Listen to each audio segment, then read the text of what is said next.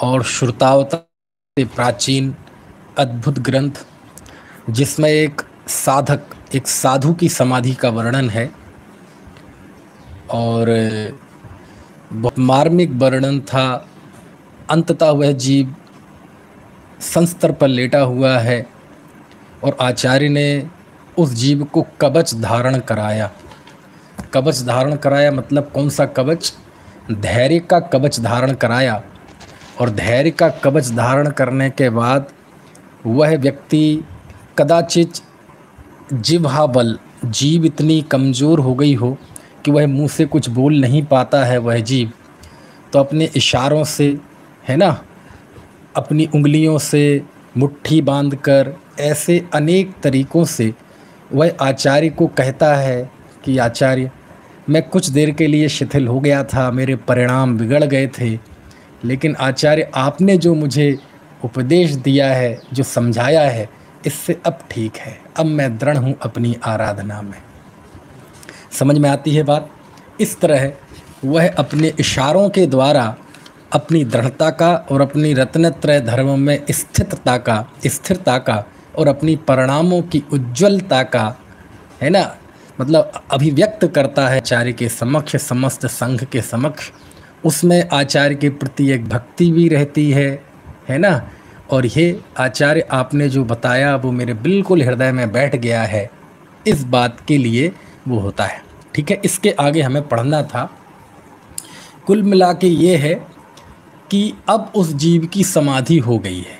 ठीक है, यानी आचार्य ने जो उपदेश दिया उस जीव ने हृदय में धारण किया और रत्नत्रय में स्थित रहा, मृत्यु से भागा नहीं, शरीर के कष्ट को कर्म का उदय जानकर अपने आत्म स्वरूप से भिन्न कर दिया और अपने आत्म स्वरूप का चिंतन कर रहा है ना। शुद्धोपयोग में स्थित होने का प्रयत्न करता है, शुद्धोपयोगी हो भी जाता है।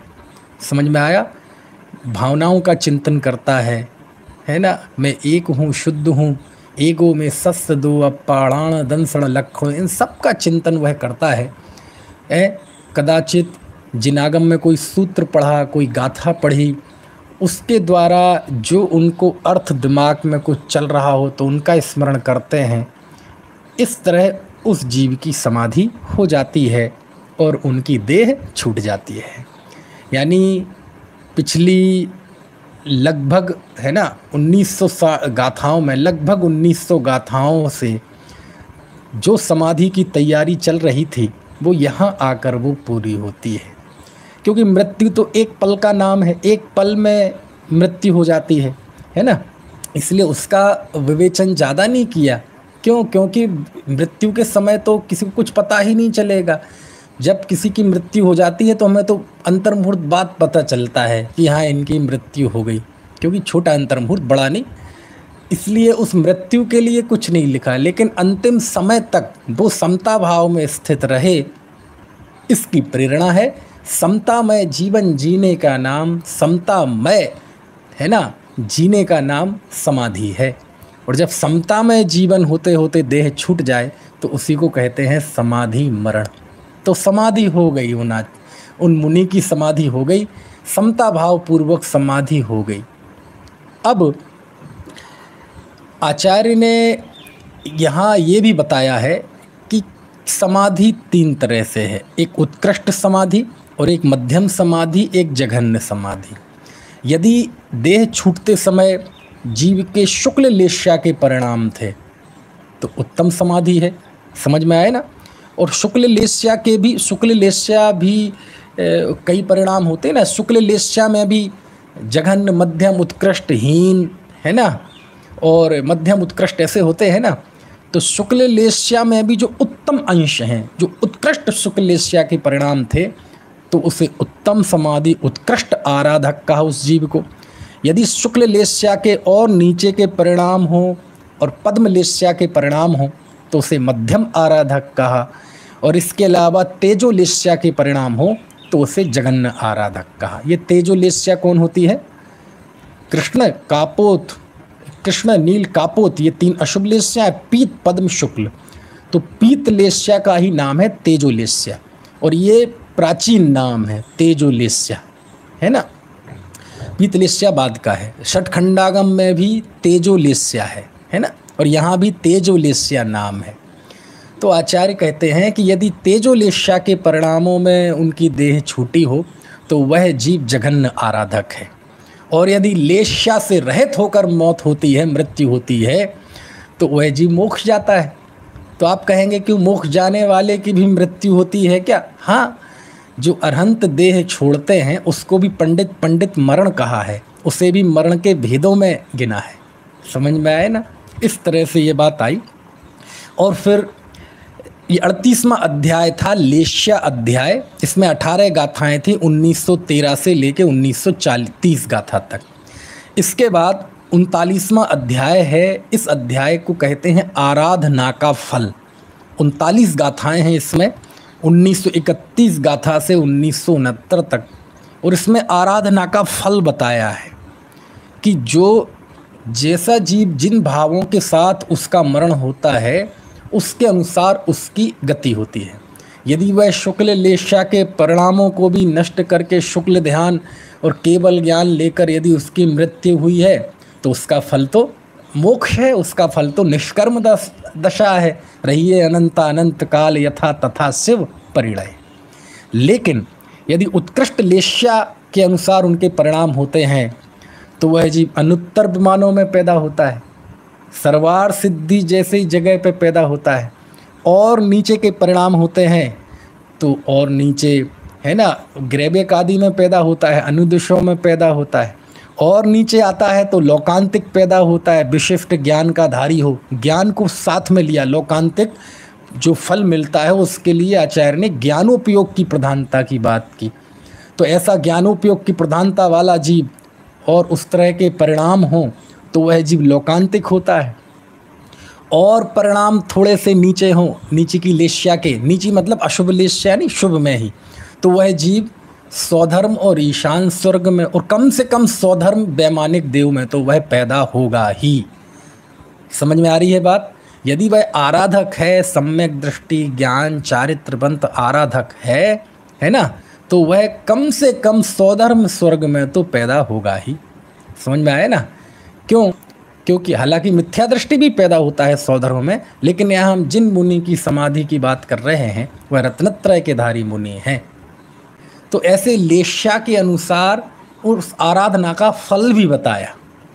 समझ में आया? और लिखा कि इस जन्म में साधना तो हुई लेकिन साधना अधूरी रही। अधूरी साधना रही ना, क्योंकि नग्नता तो मुक्ति के मार्ग के लिए है, मोक्ष में जाने के लिए है, लेकिन अब देवगति में जाके अटक गए। तो वहाँ से निकलकर वह तीसरे भाव में, वर्तमान की दृष्टि से कहा जाए तीसरे भाव में, और वैसे कहा जाए तो अगले से अगले भाव में वह जीव फिर से मनुष्य होकर कर्म रूपी कवच से यानी कर्म रूपी बंधन से वह मुक्ति को प्राप्त कर लेते हैं। वैसे तो 7-8 भाव का लिखा है, लेकिन यहाँ लिखा कि उनकी महिमा बताने के लिए कि ये फल है। समझ में आया? कि यदि कदाचित समाधि पूर्वक मरण होता है और इस जन्म में निर्माण ना हो तो वह तीसरे जन्म में वह निर्माण प्राप्त कर लेता है, मुक्ति प्राप्त कर लेता है। समझ में आया? और फिर लिखा कि एक कदाचित किसी ने आराधना बिगाड़ ली। समझ में आया? समाधि बिगड़ गई, किसी की समाधि बिगड़ गई। तो यहाँ आचार्य ने एक बहुत अच्छी टिप्पणी की कि जीवन भर जिन्होंने रत्नत्रय की आराधना की, चारों आराधनाएं की, सम्यक दर्शन ज्ञान चारित्र की आराधना की, व्रत पाले, तपश्चरण किया, समता भाव अंगीकार किया, है ना, शुद्धोपयोगी रहे, स्वरूप का आस्वादन लिया, चिदानंद भोगी रहे पूरे जीवन, यदि उनकी भी अंतिम में समाधि मरण बिगड़ जाए, समाधि बिगड़ जाए तो उनका भी पतन हो जाता है। तो फिर कहते हैं जो जीवन भर भ्रष्ट साधु रहे, पार्श्वस्थ, अवसन्न, कुशील, संसक्त और स्वच्छंद, ये श्रवणाभासों के स्वेच्छा स्वच्छंद साधुओं के भेद हैं। ये इनका भी वर्णन आया है इसमें। समझ में आया ना? 1955 गाथा से लेकर 63 गाथा तक आप चाहें तो पढ़ सकते हैं, लेकिन इतने बढ़िया प्रसंग में भ्रष्ट साधुओं की क्या बात करें, इसलिए मैं गौण कर रहा हूँ। तो कहते हैं जब जीवन भर रत्नत्रय की आराधना करने वाला जीव भी यदि अंत में समाधि बिगड़ जाए तो उसकी भी मतलब उत्कृष्ट उत्तम अभ्युदय नहीं होता, अच्छी गति नहीं होती, तो जो जीवन भर पार्श्वस्थ आदि भ्रष्ट साधु रहे, जिन्होंने परिग्रह जोड़ा, जिन्होंने है ना गृहस्थों के बीच में रह के अनेक दोष लगाए, व्रतों को खंडित किया, शिथिलाचार किया, आत्मस्वरूप की आराधना नहीं की, सम्यक्त्व की आराधना नहीं की, कहते हैं ऐसे जीवों का मरण कैसे सुधर जाएगा। मतलब क्या हुआ कि मान लीजिए इस भगवती आराधना में इसको पढ़कर कि जब ये कहा गया कि रत्नत्रय के अंत में यदि समाधि बिगड़ जाए तो उसकी निंदा की, तो कोई भ्रष्ट साधु ये सोचे कि चलो हमारा जीवन कैसा ही निकल रहा हो, है ना, उसकी निंदा करने के बजाय यदि वो ये सोचे कि मैं जीवन भर भ्रष्ट रहा लेकिन अंतिम समय समाधि सुधार लूँगा, कहते भूल में मत रहना। जीवन भर की रत्नत्रय की आराधना करने वाले के भी अंतिम समय में समाधि बिगड़ जाती है, तो तुम तो हो किस लाइन में।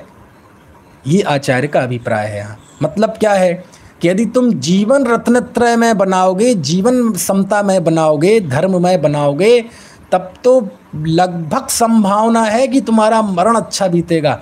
लेकिन यदि जीवन ही तुम्हारा भ्रष्टाचार में होगा, व्रतों के विरुद्ध होगा, व्रतों का खंडन करने में निकलेगा, अनाचार करने में निकलेगा, तब तो तुम्हारी दूर दूर तक कोई संभावना ही नहीं है। ऐसा लिखते हैं आचार्य। और कदाचित वह क्षपक जो समाधि ले रहा है, यदि वह जी मिथ्या दृष्टि हुआ तो कहते हैं वो भवनत्रिक में जाएगा, भवनवासी होगा, व्यंतर होगा, भवनवासी व्यंतर या ज्योतिष को होगा, क्योंकि सम्यक दृष्टि तो इन भवनत्रिक में जाता नहीं है, तो वहाँ भी जा सकता है। यदि वो समाधि बिगाड़ेगा, मिथ्यात्व सहित मरेगा, समझ में आए ना, और समाधि बढ़िया नहीं होगी तो भवनत्रिक में जाएगा। और इसमें एक और बढ़िया बात लिखी कि जो भ्रष्ट होते हैं ना, वो नीच देवों में पैदा होते हैं। जो इनका तो लिखा ही, और एक बात और बहुत महत्वपूर्ण लिखी कि जो समाधि में स्थित जीव है, वो तो यदि मिथ्यात्व सहित मरते हैं, समाधि बिगाड़ते हैं, तो उनकी तो मतलब निम्न गति होती। नीच गति से मतलब यहाँ नरक नहीं, नरक कोई विशिष्ट चले जाएं, जीवन भर कषाय से निकाला, वो बात अलग है। नीच गति यानी ये भवनवासी व्यंतर ज्योतिषी होना भी ये निम्न जाति के देव हैं ना। सुरमिलेक्ष शब्द आया है यहाँ गाथा में। और सुरमिलेक्ष किन के लिए लिखा मालूम, कि वो जब जीव समाधि कर रहा था तो उनकी बैयावृत्ति करने वाले साधुओं के अंदर यदि बैयावृत्ति का अनादर करने लगे वो, अरे यार कहाँ फंस गए हम, अपना काम धाम ज्ञान ध्यान स्वाध्याय छोड़ के इन मुनिराज की सेवा करते रहो, रात रात भर जागना पड़ता है, इनको उठाओ, इनके मल मूत्र साफ करो। अरे तो ऐसा जिसके अंदर बैयावृत्ति के प्रति अनादर का भाव होता है, बैयावृत्ति में उत्साह नहीं आता, उसे मजबूरी मानते हैं, ऐसे जीव को यहाँ लिखा कि वह जीव सुरमिलेच्छ होता है, घटिया क्वालिटी का देव होता है। और कैसे, तो इसके बाद आपने कभी 5 भावनाएं सुनी होंगी, अशुभ भावनाएं होती हैं, अच्छी नहीं होती हैं। कंदर्प भावना, किल्विष भावना, अभियोग भावना, आसुरी भावना और सम्मोही भावना। इन 5 भाव में जो मरण करता है मिथ्या दृष्टि, वह बाल मरण कहलाता है।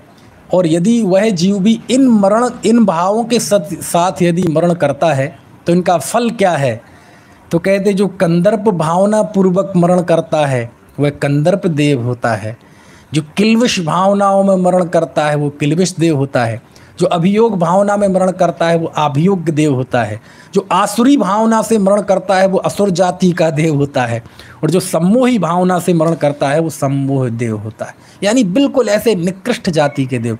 तत्वार सूत्र के 3रे अध्याय में है ना इन सब का वर्णन, 3रा 4था अध्याय करणानि योग का है, तो उसमें बताया कि देवों की भी 10 कैटेगरी होती है। ये मत सोचो कि पंचल कल्याणकों में हम जिन देवों को देखते हैं, स्थापित देवों को, सौधर्म इंद्र, सौधर्म है ना, ईशान और कुबेर, अरे इन देवों की संख्या तो बहुत कम है। ज़्यादा देव ये जो नीचे भवनवासी व्यंतर वगैरह जो है ना, मनुष्यों में देखा जाए, यदि पुरानी जाति व्यवस्था का दृष्टांत लिया जाए तो बिल्कुल जो निम्न जाति निम्न कुल का व्यक्ति होता है ना, हरिजन में भी बिल्कुल मल्ड होने वाला, मैं जाति सूचक शब्द नहीं बोलूँगा, है ना माहौल खराब है। तो बिल्कुल निम्न जाति का, क्योंकि हरिजनों में भी एक छुआछूत की भावना रहती है। हम कहते हैं ना ब्राह्मणवाद, जातिवाद, एक क्षुद्र जातिवाद और है।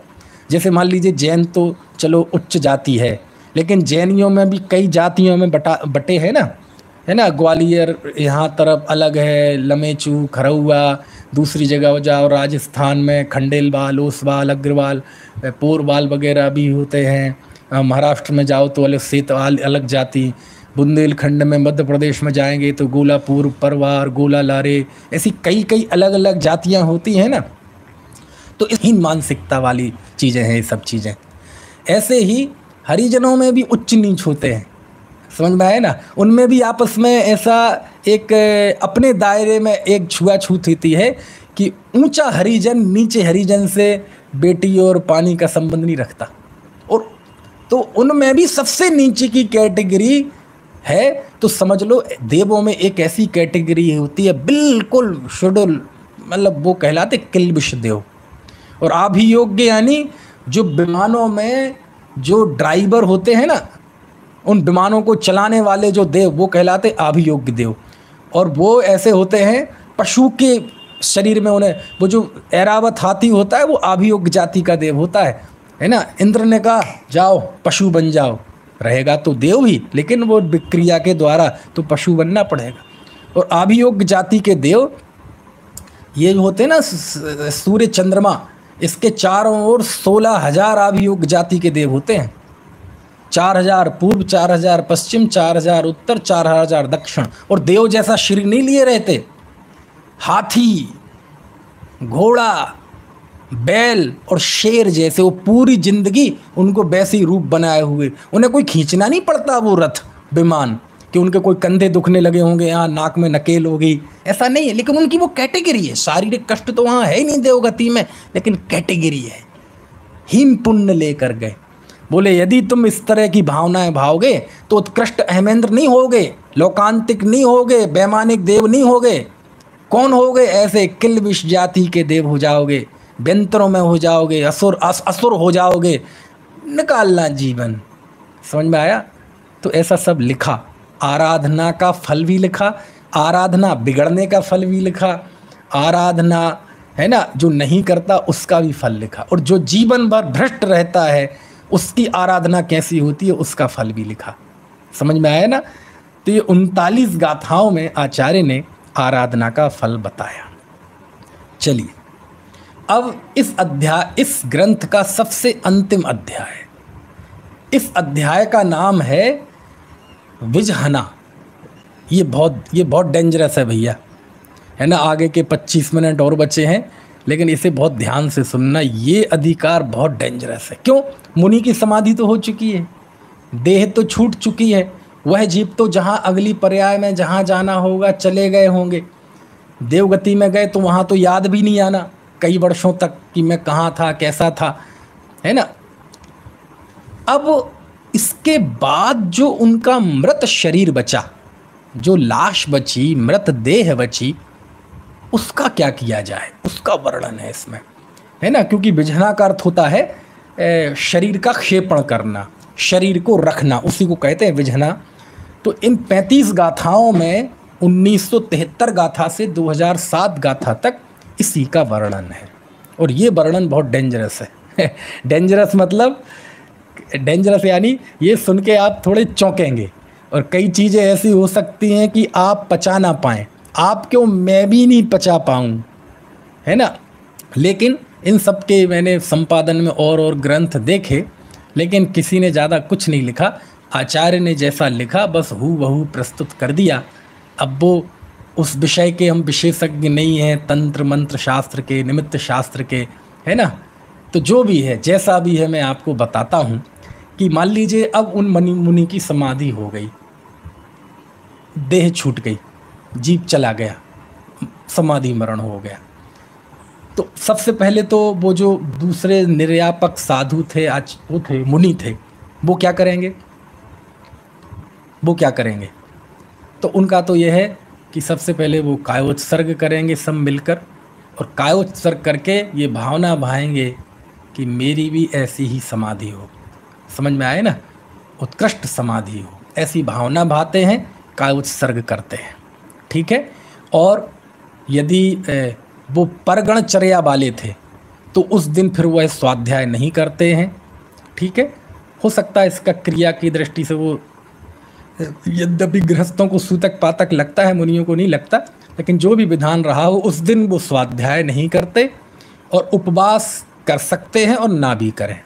लेकिन यदि वो आगंतुक साधु नहीं थे और उसी संघ के साधु थे तो फिर उस दिन वह स्वाध्याय भी नहीं करते और उपवास भी करते हैं। ठीक है। सुबह सुबह हुआ तो उपवास करेंगे और शाम को हुआ तो फिर तो कोई उसका प्रसंग नहीं बनना है ना, इस तरह से। चलिए अब क्या करते हैं, इसका तो वर्णन हालांकि बाद में आया कि वह उस स्थान के मलमूत्र को हटाते हैं जहाँ, अब चूंकि अंतिम समय था, साधु के अंतिम समय में हो सकता है मलमूत्र भी छूट गया हो, है ना, जो भी हुआ हो, पहले उस मलमूत्र को हटाते हैं, शुद्धि करते हैं। ठीक है। उसके बाद उस निषिद्धिका का प्रतिलेखन करते हैं। ये निषिद्धिका क्या है ना, अभी बताते हैं, सब आएगा, है ना। उसके बाद क्या करते हैं कि जब वो जो अब इनको आज की भाषा में कहें तो जैसे हम शमशान घाट में ले जाते हैं ना किसी को, तो जिस जगह पे ले जाते हैं मुनि के शरीर को, क्षपक के शरीर को, उस जगह को कहते हैं निषिद्धिका। और वह निषिद्धिका कैसी होनी चाहिए, तो निषिद्धिका वैसी ही होनी चाहिए, समतल भूमि हो, निर्जंतुक हो, कोई उसमें बिल ना बने हों, कोई चींटियों के, कोई इस तरह के।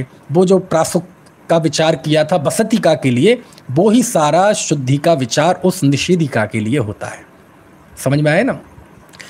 और ऐसा लिखा है कि निषिद्धिका कहाँ होनी चाहिए, तो ग्राम की, समझ गए आप, दक्षिण पश्चिम दिशा वह कहलाती है। 4 दिशाएं होती हैं, पूरब पश्चिम उत्तर दक्षिण, और 4 विदिशाएं होती हैं, ईशान नैऋत्य आग्नेय और वायव्य, है ना। तो जो नैऋत्य दिशा होती है, नैऋत्य दिशा, ठीक है, उस नैऋत्य दिशा में उनका सिर होना चाहिए, नैऋत्य दिशा में होनी चाहिए वो निषिद्धिका, या फिर दक्षिण में या पश्चिम में, है ना। सबसे अच्छा तो क्या है, वही नैऋत्य दिशा में हो, अथवा फिर दक्षिण में, अथवा फिर पश्चिम में। अब इसके फल लिखे। यदि निषिद्धिका जो है वह नैऋत्य दिशा में है तो संघ के जीवों को आराधना लाभ होता है, उनकी अच्छी आराधना चलती है। ठीक है। यदि दक्षिण में हो तो संघ के साधुओं को ये इस बात का प्रतीक होता है कि इनकी आहारचर्या निरंतराय होगी, आहार लाभ होगा। और यदि वह निषिद्धिका पश्चिम में हो तो ये इस बात का प्रतीक है कि इनके विहार में अथवा उपकरण लाभ में कोई कमी नहीं आएगी, अच्छे से विहार होगा संघ का। ये सब इसमें लिखे हैं और ये निमित्त ज्ञान के अंतर्गत ये सारी चीज़ें हैं। और देखो, अब इसके अलावा यदि अन्य दिशाओं में यदि वो निषिद्धिका होती है तो उसके क्या फल लिखे हैं वो मैं आपको बताता हूँ। यदि आग्नेय दिशा में निषिद्धिका हो तो पक्का है कि संघ में आपस में ईर्ष्या की भावना होगी, संघ में आपस में साधुओं में एक दूसरे के प्रति ज्वेलिस होगी, जलन की भावना होगी। यदि वायव्य दिशा में है तो संघ में कलह होगी। कई बार ईर्ष्या होती है लेकिन विसंवाद नहीं होता, मनों में रहता है लेकिन जुबा तक नहीं आ पाता, अब जुबा तक भी आ जाता है, कलह होती है। और यदि पूर्व में वह निषिद्धिका हो, पूर्व दिशा में, तो संघ भेद होता है, संघ में भेद हो जाता है, बंटवारा। यदि उत्तर दिशा में हो तो संघ में रोग व्याधियां होता है, ऐसा लिखा है। मैंने ये सब चीजें शास्त्र में लिखी है, भगवती आराधना में लिखी है। समझ में आया ना। और देखो, अब मान लीजिए अब साधु समाधि तो हो गई है उनकी, अब उन्हें ले जाना है उस स्थान पे, है ना, आज की भाषा में कहें तो शमशान घाट, वहाँ ले जाना है। तो अब मान लीजिए दिन में बढ़िया धूप निकली है, पूरा दिख रहा है सब, उस समय यदि मृत्यु हो जाए तब तो तुरंत ले जाएं कहीं। तो लिखा कि रात्रि में 3 बातें लिखी, जागरण, बंधन और छेदन। ये तीन तीन क्रियाएं लिखी इसमें। सुनना, अब ये सब आपको बहुत अटपटा लगेगा, अनेक लोग पहली बार सुन रहे होंगे, मैं पहले भी पढ़ा था ऐसे, इसलिए मेरे लिए नया नहीं है, लेकिन आपको हो सकता है नया हो। जिनके लिए नया नहीं है बहुत खुशी की बात है कि सबसे पहले तो रात्रि में पूरा जागरण करें। किनके साथ? उन मुनिराज, क्षपक के शरीर के साथ, क्योंकि जागरण नहीं करेंगे तो फिर वो एकांत छोड़ देंगे तो फिर उसके कोई नुकसान हो सकते हैं, कोई कुछ भी हो सकता है, कोई तांत्रिक आए, पशु पक्षी, ऐसे सब। दूसरा उसमें लिखा बंधन और छेदन। अब ये दो क्रियाएं समझ में आए ना, मतलब उनके दो हाथ पैर के अंगूठे को बांध देते हैं और उसे छेद देते हैं। छेद मतलब छिद्र कर देते हैं, नहीं देखी हैं, छेद देते हैं। अब प्रश्न, ऐसा क्यों करते हैं भैया? उस किए भी बहुत, यानी देवगत में सबसे ज्यादा चंचल, सबसे ज्यादा चित्त में कौतूहल करने वाले ये व्यंतर होते हैं, यही होते हैं, बहुत कौतूहल करते हैं कुछ भी। समझ में आए ना? तो ये व्यंतर कोई ऐसा आ सकता है कि पता चले वो मुनि के शरीर में प्रवेश कर जाए और मुनि खड़े हो जाएं। समझ में आए ना? अब आप सोच लो, कभी ऐसा देखा होगा आपने, नाटकों वाटकों में तो सुना होगा, बैठा खड़े हैं, मतलब वो अर्थी पड़ी हुई है, सब रो रहे हैं और अचानक वो खड़ा हो जाए तो क्या होता है? सब डर जाते हैं, भागने लगते हैं, भूत आ गया, भूत आ गया, भूत आ गया। ऐसा होता कि नहीं होता है? तो ऐसे ही मान लीजिए कोई ऐसी प्रथा, आपको उसमें उनका दृष्टिकोण बता। पहले अच्छी नहीं रहे, बोले पैदा हो और उनके नाक कान छेद दो। क्यों? भगवान बुलाएंगे किसी को तो डिफेक्टेड पीस को थोड़ी बुलाएंगे, समझ में आया ना? फ्रेश पीस को बुलाएंगे तो अपने से डिफेक्ट कर दो ताकि भगवान को प्यारा ना हो। तो उसे कंठ छेदी बना देते थे, नक छेदी बना देते थे, नाम भी गंदे रख देते थे। हमारे एक स्वर्गीय थे ना लंदन में, उनका नाम था कचरा भाई, है ना? तो पुराने समय बोले नाम भी इनका ऐसा रख दो कि भगवान का ध्यान ही नहीं जाए कचरे पे। समझ में आया? जब उपन्यास है ऐतिहासिक, मतलब विषय ऐतिहासिक नहीं, जिसने इतिहास में झंडे गाड़ दिए। तो उसमें एक पात्र है, उसका नाम है गोबर, हालांकि उसका मूल नाम गोबर, लेकिन उसका वहां गोबर। तो व्यंतर उसमें प्रवेश नहीं कर, सब लोग और भयभीत हो जाएंगे और फिर वो सारी चीजें, है ना, नहीं हो पाएंगी जो विधि पूर्वक होनी चाहिए। इसलिए वहां लिखा कि वह उन्हें छेद देते हैं। समझ में आया ना? चलिए, अब चलो वो कर दिया। अब फिर जब रात बीत गई अथवा सुसमय आया तो फिर उस जीव जाते हैं, गिर ना जाए इसमें देते हैं, है ना, इस तरह से ले जाते हैं। ठीक है? और जब वो ले जाएं तो उनका जो सिर है वह गांव की तरफ होना चाहिए। और जब वो, अच्छा लेके कौन जाएगा? वो मुनि लेके जाएंगे क्या संघ के? नहीं नहीं, वो लेके नहीं जाते। अब तो सब वो ले जाने का काम, ये सब जिस बसती का में अथवा जिस जगह पे उनकी समाधि हुई थी उस जगह का कोई मालिक हो तो उसके नेतृत्व में ये सब कार्य होता है, और श्रावकों की मदद से। और उस स्थान का कोई मालिक ना हो तो जो भी गृहस्थ हैं, श्रावक हैं, है ना, वो सब उन्हें ले जाते हैं और बहुत सावधानी से ले जाते हैं। और ले जाते समय भी ऐसे ही ध्यान रखते हैं कि जैसे वह मुनि ईरिया समिति से जा रहे हों, नीचे देखकर चलते हैं, थोड़ा तेज़ी से चलते हैं, एकदम बहुत आराम आराम से नहीं चलते, पीछे नहीं देखते, पीछे की तरफ नहीं बढ़ा बगल से जाते हैं, ऐसा वो नहीं करते हैं। ठीक है ना? और इस तरह से वो चलते हैं। और मुंह कहाँ, किस सिर किस तरफ होता है? गांव की तरफ होता है। और फिर ले जाके उस स्थान पर उन्हें स्थापित कर देते हैं। और उस समय भी ये ध्यान रखते हैं कि जहाँ उन्हें स्थापित करें वह कैसी होनी चाहिए भूमि, वही जो मैंने बताया था, बिल्कुल प्रासुक हो, कोई उसमें छिद्र ना हो, कोई चींटी कीड़ों के बिल ना हो, है ना, और उसे बिल्कुल प्रासुक जमीन हो। और सबसे बड़ी बात, बिल्कुल समतल होनी चाहिए, बिल्कुल समतल, इकसार, बिल्कुल इकसार क्यों होनी चाहिए? अब उसका भी फल लिखा। यदि वह जमीन इकसार ना हो, एक सी को समतल, कि यदि मान लीजिए वो क्षपक के शरीर को जहाँ रखा है, यदि उनके सिर के तरफ का नहीं हुआ, उबड़ खाबड़ हुआ, विषम हुआ, तो ये इस बात का संकेत है कि उस संघ के आचार्य का मरण होगा और उनको रोग आदि होगा। ये इस बात का संकेत है। समझ में आ रही है बात?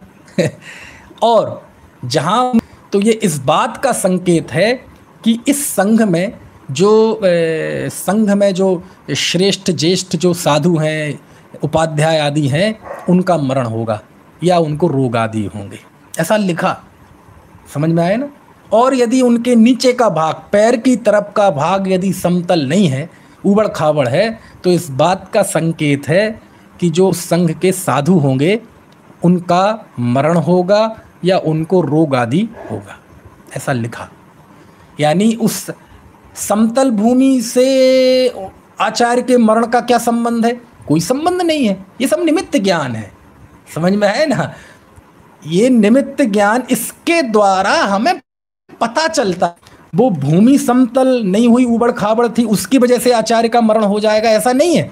वो भूमि के उबड़ खाबड़ होने से आचार्य के मरण का कोई संबंध नहीं है, वो ज्ञापक निमित्त है, कारक निमित्त नहीं है। तो ऐसा लिखा। इसलिए उस जमीन को बिल्कुल इकसार समतल, में कोई जीव ना हो, इस तरह की जमीन होनी चाहिए। समझ आया? चलिए, इसके बाद जिस दिशा में ग्राम हो, क्या कहा? जिस दिशा में ग्राम हो उस तरफ उनका सिर करना चाहिए, और सिर के साथ साथ उनकी पिच्छिका भी वहीं रख देनी चाहिए, कमंडलू भी रख देना चाहिए, उपकरण उनके वहाँ रख देना चाहिए। अच्छा, ये क्यों रखे जाते हैं? क्यों रखना आखिरकार क्या कारण है? अब तो वो है नहीं, फिर उनके अंतिम समय में मृतदेह के साथ ये चीज़ें क्यों रखना, इसका जवाब गजब दिया आचार्य ने। इसलिए रखा कि एक तो मनुष्य की बात तो नहीं लिखी, उसमें व्यंतर आदि की बात लिखी कि मान लीजिए कोई देव आए और वो उनको देखे, तो पिछी कमंडल देख के उस जीव को स्मरण हो जाए। बहुत बहुत मार्मिक बात लिखी कि अरे रे रे, मैंने पूर्व जन्म में मिथ्यात्व सहित में कई बार मुनि बना। पिछी कमंडल को देख के उन्हें स्मरण हो जाए। देखो तो कितना गजब कारण लिखा कि उस पिछी कमंडल को देखकर उन देवों को है ना, लेकिन मिथ्यात्व का नाश नहीं किया, सम्यक की प्राप्ति नहीं की। इस वजह से मैंने अनंत बार दीक्षा धारण करके भी आज मैं भवनत्र हुआ हूँ, क्योंकि सम्यक दृष्टि व्यंतर होते नहीं। दोबारा मुझे ऐसी गति में पैदा ना होना पड़े, अब मैं मनुष्य होके सम्यक की प्राप्ति आत्माराधना करूंगा। इस प्रतीक के रूप में वो पिछी कमंडल वहां रखे जाते हैं।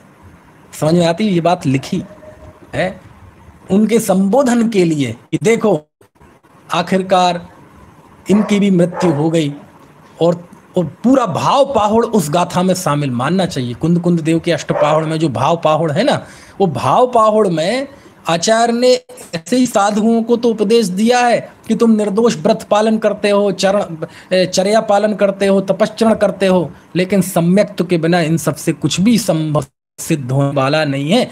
भाव ही पडम लिंगम लद्द लिंगम जान परमठम।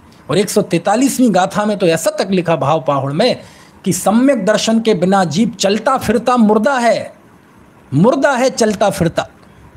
तो वो पिछी कमंडल को देखकर वो उन व्यंतर आदि देवों को ये समझ में आती नहीं की, इसलिए मैं इस दशा में आ गया। देखो पिछी कमंडल ये समाधि हुई है, ये तो उनकी देह है, तो उसे भी संबोधन मिल सकता है। पिछी कमंडल पहले हर घरों में हुआ करते थे, हुआ ही करते थे प्रतिमाधारी, और साधु वृत्ति धारण करते थे, है ना। आज भी रखते हैं लोग, लेकिन अब तो फैशन में रखते हैं। जैसे फैशन में शोकेस होता है ना, तो ड्राइंग रूम में बढ़िया सजा के, आजकल वो ग्लैमर बन गया, फैशन बन गया, है ना। इस तरह वो रखते हैं। ठीक है। अब अगली बात बहुत महत्वपूर्ण, दरअसल क्या है, उनका मरण जब देह छूटी थी साधु की, तो देह जिस समय छूटी थी उस समय कौन सा नक्षत्र चल रहा था, ये सब ज्योतिष के विषय हैं जी, है ना, निमित्त ज्ञान आदि के विषय हैं। उसमें मेरी ज़्यादा विशेषज्ञता नहीं, इसलिए मैं ज़्यादा व्याख्यान नहीं करूँगा। लेकिन आचार्य की यदि, अच्छा हमारे अमित जी भी बैठे हैं कोलकाता वाले, निलय जी बैठे हमारे, है नियम बेटा समझ में आ रहा अच्छा, सिर हिला रहा है, नियम भी समझ में आ रहा है। निलय जी का सुपुत्र है हमारा आईटी एक्सपर्ट, वही है इस समय, निलय जी का भी और हमारा भी। ये उसी के सौजन्य से प्रसारण चल रहा है जूम पे, है ना। चलिए, तो मैं ये बता रहा था कि जिस समय उनकी मृत्यु हुई उस समय कौन सा नक्षत्र था? जघन्य नक्षत्र था, मध्यम नक्षत्र था कि महान नक्षत्र था? जिन नक्षत्र में उनकी देह छूटी है उससे कुछ पता चलता है, उससे कुछ भविष्य का संग 5-7 व्याख्यानों में बताया था श्रुतावतार के कि द्वादशांग में सब कुछ है। ज्योतिष ज्ञान भी है, निमित्त ज्ञान भी है, सामुद्रिक शास्त्र भी है, सब है, तंत्र मंत्र सब है। लेकिन वो सब चीज आत्मा राणा के निमित्त से कही गई है कि यदि जरूरत पड़े तो उसके हिसाब से अपने धर्म में स्थिर रहना। समझ में आए ना? आत्महित को छोड़कर उनका सेवन करना योग्य नहीं है। तो लिखा संकेत है कि उस संघ के साधुओं का कल्याण होगा। यदि मध्यम नक्षत्र में उनकी देह छूटी तो इस होगा, और यदि महान नक्षत्र में देह छूटी तो इस बात का संकेत है कि 2 साधुओं का मरण होगा। समझ में आ रही है बात अमित जी? हम सब इन चीजों के विशेषज्ञ नहीं है ना, इसलिए हमें इन चीजों से अटपटा सा लगता है, लेकिन ये है, ये सब शास्त्रों में वर्णित है। द्वादशांग का स्वरूप पढ़ोगे तो आपको ऐसे चौंका जन्मा है। तो वहां सब मैंने बताया कि द्वादशांग में क्या क्या वर्णन है। तो ये नक्षत्र क्या कर देगा? नक्षत्र आर्य की मौत करा देगा या किसी साधु की मौत करा देगा? नहीं, नक्षत्र कुछ नहीं करेगा, लेकिन ये ज्ञापक निमित्त हैं, इनके द्वारा हम जानते हैं। जैसे घड़ी होती है, मान लीजिए अभी घड़ी में 9:08 घड़ी करेगी दिन रात? नहीं, घड़ी तो सूचक है, घड़ी दिन रात का करता नहीं है, घड़ी समय के परिवर्तन का करता नहीं है, वह ज्ञापक वह नहीं होगी।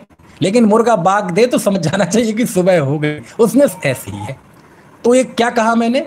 यदि जघन्य नक्षत्र हो तो संघ का कल्याण होगा, महान नक्षत्र में हो तो 2 साधुओं का मरण होगा, ऐसा निमित्त ज्ञान से ऐसा जानते हैं। अब क्या करें? मान लीजिए जघन्य नक्षत्र में मरण हो गया, तब तो सब संघ का कल्याण होगा, खुशी की बात है। लेकिन कदाचित, सुनना अब ध्यान से, आज बता नहीं पाऊंगा लेकिन अब बहुत डेंजरस विषय आने वाला है। लेकिन कदाचित यदि मध्यम नक्षत्र और उत्तम महान नक्षत्र में यदि उनकी देह छूटी तो पक्का है 1 अथवा 2 साधुओं का मरण होगा। तो उसके लिए क्या किया जाए? क्या इसमें उपाय बताया गया कुछ? अब उपाय क्या है? तो अब तो एक ही, तो एक तृणमय मतलब घास फूस का, सूखी घास का पुतला बनाते हैं। इसमें क्रिया लिखी है। अब वो मैं कैसी है वो उस पर कोई टीका टिप्पणी नहीं करूँगा, लिखी है वो, इसलिए मैं बता रहा हूँ। विशेषज्ञ उसके होंगे वो बताएंगे, उनसे पूछना। एक तृणमय जो पुतला होता है, यदि एक की मौत होने वाली बात हो मध्यम नक्षत्र में तो 1 पुतला, और 2 वाली बात हो तो 2 पुतले उस क्षपक की देह के बगल में ही बोल रख देते हैं। समझ में आया? और यदि उपलब्ध हो तो पिछी कमंडल भी रख देते हैं उन्हीं के साथ साथ। ऐसी इसमें क्रिया का वर्णन है। और यदि सूखी ऊखी घास ना हो, मान लीजिए कि ऐसा मौसम हो कि सूखी घास नहीं है, तो लिखा वो पुष्प केसर से, सूखे हुए चावल के चूड़ से पिसा हुआ चावल, अथवा भस्मी में जैसे किरकिरा बोलते हैं, किरकिरा ईंट समझ गए ना, जैसे पुराने समय में वो डाबर लाल दंत मंजन आता था, है ना।